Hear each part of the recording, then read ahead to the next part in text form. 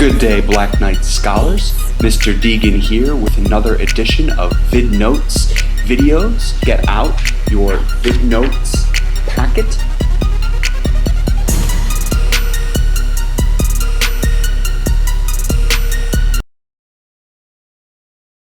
Vasco da Gama, well, here he is in all of his sailing glory. He sailed for Portugal. He was a member of the school of Prince Henry's, and he sailed 27,000 miles for 10 months from Portugal to India with 4 ships, and he reached India in 1498.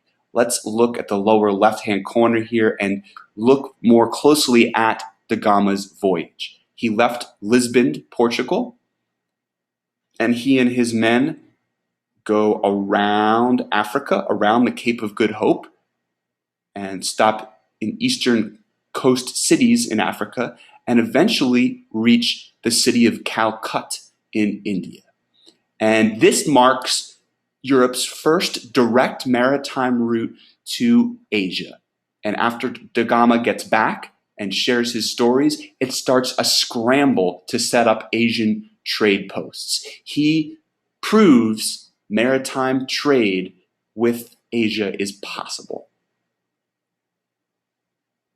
Christopher Columbus. He is born in Italy, but he is hired by Spain. The Spanish monarchs, King Ferdinand and Queen Isabella, finance his voyage in 1492. And in that voyage, he reaches islands in the Caribbean Sea, but he thinks he reaches the East Indies in Asia. He actually lives his whole life thinking he has reached Asia, not knowing he's discovered a new world, but not a direct sea route to Asia. Christopher Columbus's journeys fueled the Spanish-Portuguese overseas competition. Once the Portuguese see Columbus bringing all these riches to Spain, they want a piece of that glory, and competition ensues. Ferdinand Magellan, another man who sailed for Spain. Magellan was born in Portugal, but he led a Spanish expedition that was the first to circumnavigate or travel around the earth. That's his accomplishment to navigation. However, he didn't make it all the way around the world. He died in the Philippines in Asia, defending a Christian tribe he befriended against its enemy. He got caught up in a civil war in the Philippines. So, in 1522, one ship with 18 men returned home to Spain. Now, the journey had started in 1519 with 237 men aboard. So, it's successful, but there was a large price to pay for the first circumnavigation. Spain also hires conquerors. They're called the Spanish conquistadors. King Ferdinand of Spain wanted to build a larger empire than Portugal because Portugal was empire building in Asia.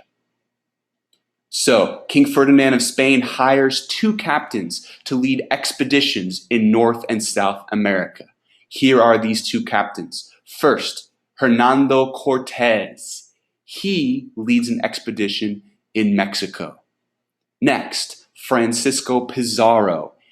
He leads an expedition to Peru on the west coast of South America. First, Cortez encounters indigenous natives in Mexico, the Aztecs.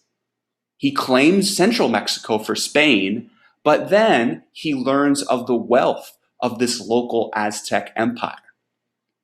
Cortez and his men meet with the Aztec emperor, Montezuma, who thinks that Cortez is a god the first time they meet. And I'm going to focus now on this painting that shows the first meeting between Cortez and Montezuma.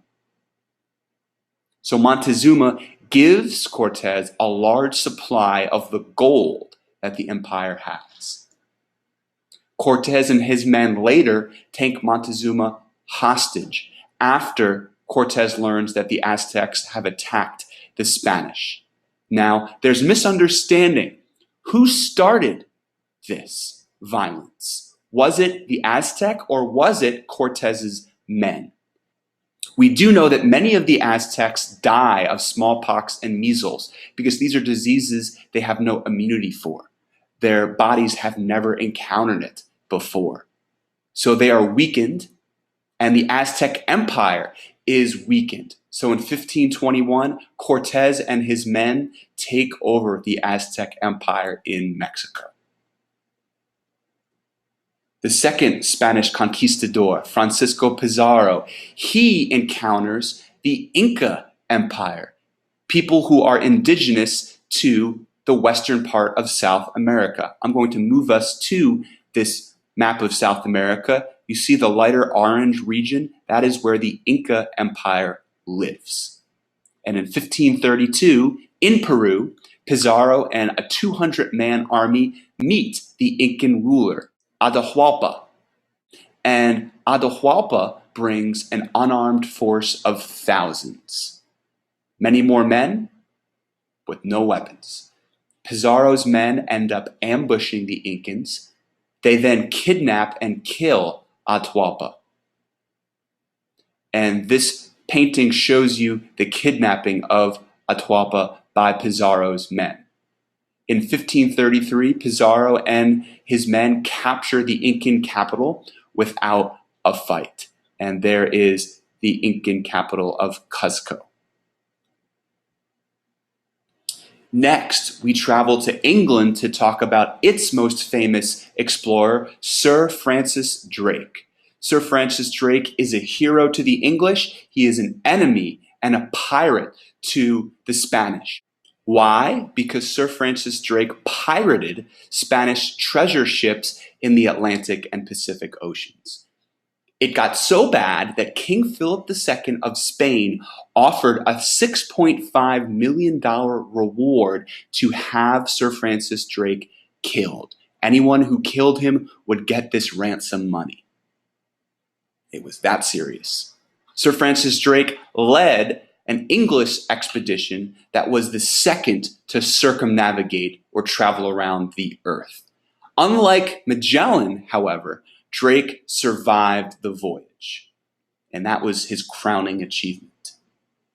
When he gets back, he is knighted by the monarchs in England, and Queen Elizabeth I, the daughter of King Henry VIII, names Drake the vice admiral in a war with the Spanish Armada, a war in which the English were victorious. Here is the route that Sir Francis Drake takes when he circumnavigates. He starts in England, and his route is very similar to Magellan's. He goes from England to France, and France's most important explorer is Jacques Cartier. Here he is, looking out into the distance, stroking his beard, and he is important because he claims Canada for France. In doing so, he is the first European to travel inland in North America. He doesn't just hug the coast, he travels to the interior. He maps the St. Lawrence River in Canada, and he is a master captain and sea decision maker. Why? Because he makes 3 voyages without losing a single ship. All right, we are almost done with lesson 1 of unit 3. Please fill out those summary questions. Next lesson, we're going to be talking about the commercial revolution. Until that lesson, this is Mr. Deegan signing off.